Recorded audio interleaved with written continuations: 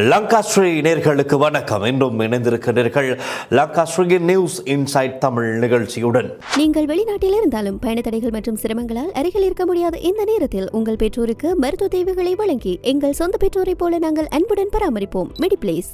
இன்றைய இந்த நிகழ்ச்சியில் நாங்கள் பேசப்போது பார்க்க போது மிக முக்கியமான ஒரு விடயத்தினை நேற்றைய தினம் நாங்கள் எங்களுடைய செய்திக்குழுவினரோடு கொழும்பு புறக்கோட்டையில் அமைந்திருக்கின்ற புனரமைக்கப்பட்ட அதுவும் கிளீன் ஸ்ரீலங்கா வேலை திட்டத்தின் கீழே ஜனாதிபதி அனுரகுமார திசாநாயக்க அவர்களுடைய வழிகாட்டுதலில் இந்த முயற்சியில் விமானப்படையினுடைய ஊழியர்கள் மிக கஷ்டப்பட்டு பல கடினங்களுக்கு மத்தியிலே 424 மில்லியன் செலவு செய்து புனரமைக்கப்பட்ட மத்திய பேருந்து நிலையம் மிகவும் அழகாக இருந்தது.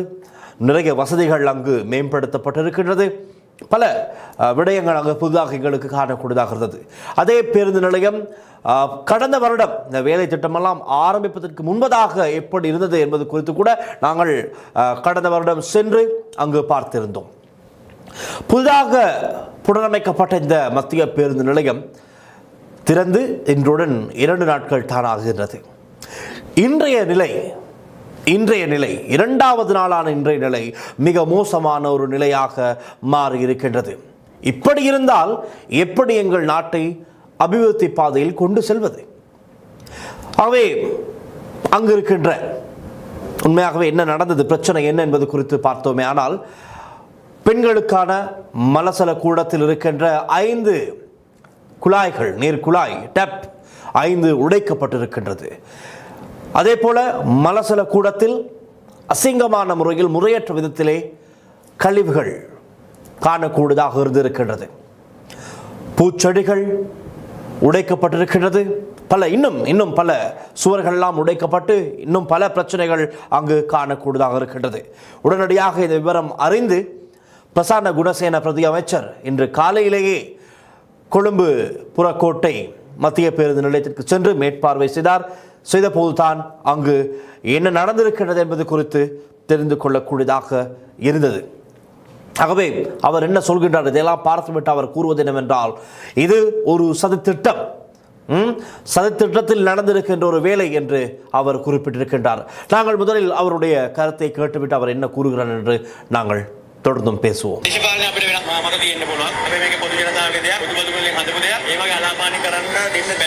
மக்களுடைய வரி பணத்தில் செய்யப்பட்ட இந்த வேலை திட்டம் மக்களுக்கானது, மக்களுடைய பயன்பாட்டுக்கானது. ஆகவே இதை நாசம் செய்ய, இதை அழிப்பதற்கு நாங்கள் ஒருபோதும் இடம் கொடுக்க மாட்டோம் என்று பிரதி அமைச்சர் பிரசன்ன குணசேன தெரிவித்தார். அதே போல் அவர் தெரிவிக்கின்றார், பெண்களுக்கான மலசல கூடத்திலே தான் 5 குழாய்கள் உடைக்கப்பட்டிருக்கிறது. அதுவும் அதில் இருக்கின்ற பிரதானமான ஆணிகள் எல்லாம் கழற்றப்பட்டு திட்டமிடப்பட்டு இது செய்யப்பட்டதாக, அதாவது நேற்று இரவு புதிதாக பூட்டி இருக்கின்றார்கள். புதிதான நீர் குழாய்களை பூட்டி அந்த புதிதாக பூட்டிய 5 குழாய்கள் தான் இவ்வாறு திட்டமிட்டு கலற்றப்பட்டிருப்பதாக பிரதி அமைச்சர் குறிப்பிட்டிருக்கின்றார். அவர் நேரடியாக களத்திற்கு சென்று பார்வையிட்டிருக்கிறார். உண்மையாகவே இந்த பிரசன்ன குணசேன பிரதி அமைச்சர் குறித்து நாங்கள் சொல்லியாக வேண்டும்.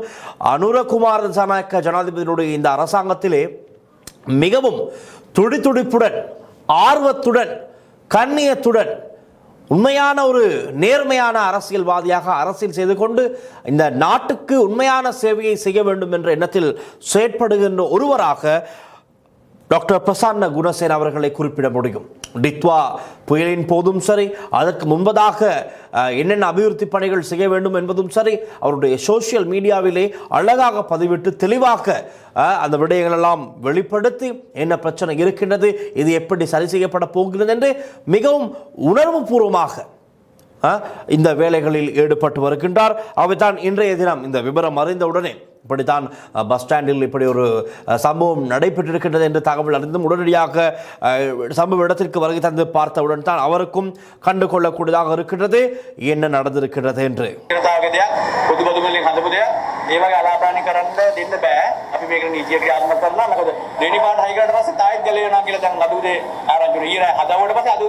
ஆகவே இதை செய்தவர்கள் யாராக இருந்தாலும் அவர்கள் தேடி கண்டுபிடிக்கப்பட்டு அவர்களுக்கு எதிரான சட்ட நடவடிக்கை எடுக்கப்படும் என்று உறுதியாக பிரதி அமைச்சர் தெரிவித்திருக்கின்றார். අපි දැක්ක සමාජ මාධ්‍යවලත් එළි මාධ්‍යත් කොච්චර මේකට විරුද්ධ ආවාද මඩ ගැහුවද කියලා. ඉතින් මඩ ගැහුවට කමක් නැහැ. හැබැයි ජනතා ප්‍රතිනිධියෙන් හදපේවට අලාභානි කරන්න එපා කියන එක තමයි තියෙන්නේ. ඉදිරියටත් අපි නීති ක්‍රියාත්මක කරන අපි හිතන ශ්‍රී ලංකා ගුවන්නාමිදා අපිත් එක්ක එකඟ වෙලා තියෙන මාසෙකට වැඩි කාලයක් මේක ගත කරන්න. දැන් අද සාකච්ඡා මේ කරන්න තමයි ආවෙත් මෙතන පල්ලේවල මේක ආරක්ෂක තත්ත්වෙ වඩා අපි දැඩිව ක්‍රියාත්මක කරනවා. விமானப்படையின் ஊழியர்கள் அதிகாரிகள் சிப்பாய்கள் தொடர்ந்து 3 மாத காலத்திற்கு அங்கேயே இருந்து இதன் பாதுகாப்பையும் உறுதிப்படுத்த போவதாக பிரதி அமைச்சர் தெரிவிக்கின்றார். CCTV ප්‍රමාණය අඩුවක් තියෙනවා. අපි ඒ ප්‍රමාණය වැඩි කරලා හයි කරන්න බලාපොරොත්තු වෙනවා. அதே போல மிக முக்கியமான ஒரு விடயத்தையும் அவர் குறிப்பிட்டிருக்கின்றார். சிசிடிவி கேமராக்கள் தற்போது குறைவாக இருக்கின்றது.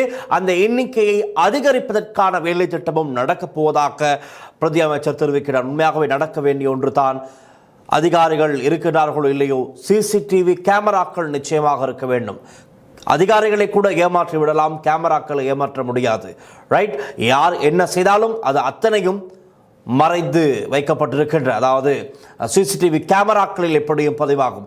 அதன் மூலமாக இனிவரும் நாட்களில் சட்டவிரோதமாக வேண்டுமென்று இந்த இடங்களை எல்லாம் அசுத்தம் செய்பவர்களுக்கு எதிராக நடவடிக்கை எடுக்கப்படும் என்று தான் பிரதி அமைச்சர் தெரிவிக்கின்றார்.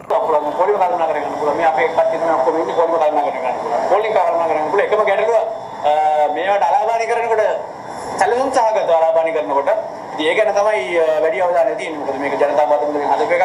මේව වෙන්න දෙන්න බෑ. අපි මාකුපුර හදලා තිනවා. නමුත් මාකුපුර එහෙම දෙයක් වෙන්නේ නැහැ. ඒක විනයක් තියෙනවා. හැබැයි මෙතන හදන්න කලින් ආපු විරෝධය අපි දැක්කා. එළිය හදපු විරෝධය අපි දැක්කා.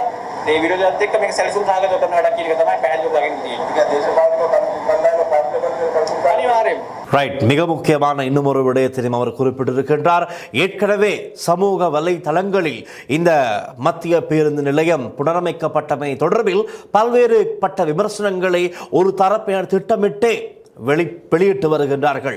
சோசியல் மீடியாவில் இந்த பஸ் ஸ்டாண்ட் கட்டப்பட்டது இப்படி, இதற்கு பின்புறத்திலே இன்னும் பெயிண்ட் அடிக்கவில்லை, பல குறைகளை ஒரு தரப்பினர் கூறி வருகின்றார்கள். ஆனால் இது உண்மையாகவே வரவேற்கத்தக்க விடயம் என்றுதான் பெரும்பாலானவர்கள் சொல்லி மகிழ்ச்சியுடன் இந்த வேலை திட்டத்தை வரவேற்கின்றார்கள். இருப்பினும் அப்படியான ஒரு அரசியல் நோக்கத்தோடு இதன் பின்னணியில் ஒரு அரசியல் இருக்கின்றது. அதைத்தான் பிரதி அமைச்சர் பிரசன்ன குணசேனவும் தெரிவிக்கின்றார். இது நிச்சயமாக அரசியல் நோக்கங்களுக்காக, அரசியல் தேவைகளுக்காக இவ்வாறான செயற்பாடுகளில் ஒரு தரப்பினர் ஈடுபடுகின்றார்கள். அவர்கள் நிச்சயமாக கண்டறியப்பட்டு சட்ட நடவடிக்கைகளுக்கு உட்படுத்தப்படுவார்கள், சட்டத்தின் முன் நிறுத்தப்படுவார்கள். ஒருபோதும் அரசியலுக்காக மக்களுடைய வரிப்பணத்திலே செய்யப்படுகின்ற இவ்வாறான இடங்களை நாசம் செய்ய நாம் ஒருபோதும் இடம் கொடுக்க மாட்டோம் என்று பிரதி அமைச்சர் தெரிவித்திருக்கின்றார். ஆகவே அரசியல் தேவைகளுக்காக பொறாமையில், வயிற்றெரிச்சலில் இவ்வாறான வேலை திட்டங்களை அழிக்க நினைக்கின்ற, நாசம் செய்ய நினைக்கின்ற அந்த தீய சக்திகளுக்கு எதிராக நடவடிக்கை எடுக்கப்படும், தீய சக்திகள் விரட்டி அடிக்கப்படும் என்று தான் பிரதி அமைச்சர் சொல்கின்றார். அவருடைய கருத்தினூடாக நாமும் சொல்லிக் கொள்கின்றோம்.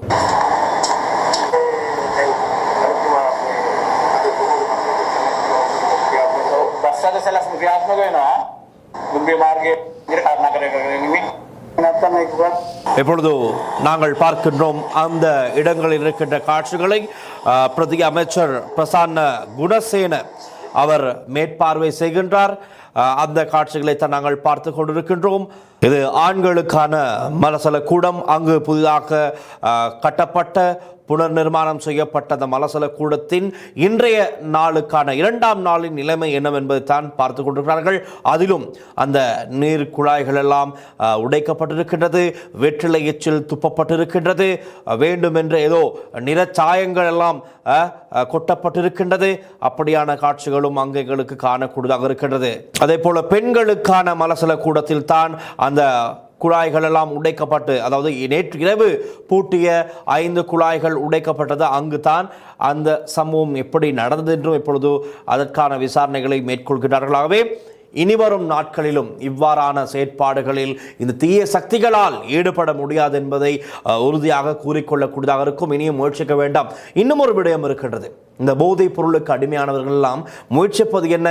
ஏதாவது ஒரு புதிய பொருள் இருந்தால் அதை களவெடுத்து திருடி அதை உடைத்து எப்படியாவது கொண்டு சென்று ஒரு இரும்பு கடையில் விற்கும் பழக்கமும் கொழும்பில் இருக்கின்ற இந்த போதைப் பொருளுக்கு அடிமையான, பொதுவாக சொல்வார்கள் குடுகாரர்கள் என்று, இந்த குடுகாரர்களுக்கு இருக்கின்றது. ஆகவே அப்படியான குடுகாரர்களுடைய செயற்பாடுகளும் இங்கு அதிகமாக இருக்கும். ஏனால் இதற்கு முன்பதாக அதிகமான குடுகாரர்கள், இந்த போதைப் பொருளுக்கு அடிமையானவர்கள் தான் இந்த மத்திய பேருந்து நிலையத்தில் வந்து உறங்குவதும், அங்குதான் போதை பழக்கங்களில் ஈடுபடுவதும், இப்படியான பல பிரச்சனைகள் இருந்தது.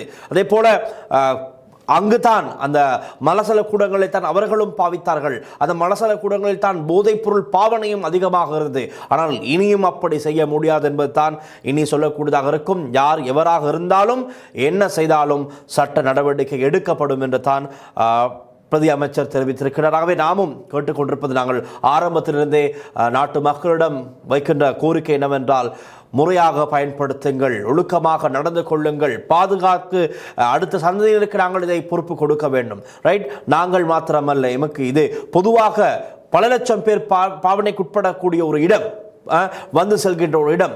இது எமக்கான இடம், நம்முடைய வரி பணத்திலே கட்டப்பட்ட புதிதாக புனர் நிர்மாணம் செய்யப்பட்ட இடமாகவே இதை பாதுகாக்க வேண்டிய பொறுப்பு எம் அனைவருக்குமே இருக்கின்றது.